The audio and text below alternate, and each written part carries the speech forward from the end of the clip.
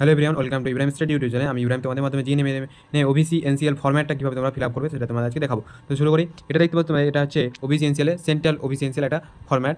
Central OBC NCL ফরম্যাটটা কীভাবে fill up করবে চলো দেখাই।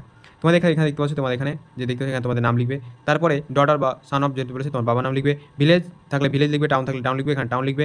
তারপরে ডিস্ট্রিক্ট বা ডিভিশন জায়গা ডিস্ট্রিক্ট বা ডিভিশন জায়গা ডিস্ট্রিক্ট ডিভিশন যদি লিখো ডিভিশন হবে। ইন দ্য বলছে ইন দ্য স্টেট লিখবে ওয়েস্ট বেঙ্গল।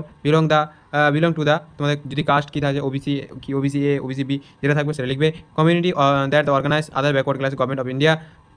তারপর তোমাদের এখানে যেটা রেজুলেশন নম্বর আছে সেটা তোমাদের এখানে নিচ থেকে পেয়ে যাবে, এখানে নিচ থেকে দেখে লিখে দেবে এবং ডেটটা এখানে তোমরা লিখে ডেটটা এখানে এখান থেকে দেখে লিখে নেবে। তারপরে তোমাদের দেখাবে এভাবে নিচেরটা ফিল আপ করবে। নিচেরটা ফিল আপ করার পর এখানে ডেট সিল করবে অফিসার, ডিস্ট্রিক্ট ম্যাজিস্ট্রেট বা তোমার ডেপুটি কমিশনার, তিনি আদার অথরিটি কার্ড থেকে এখানে সিগনেচার করতে পারো। এবং এই ছিল আজকে ভিডিও ভালো লাগলে অবশ্যই লাইক করে দিও, চ্যানেলটিকে সাবস্ক্রাইব করে দিও এবং বন্ধুদের মধ্যে শেয়ার করে। দেখা হচ্ছে নেক্সট ভিডিও।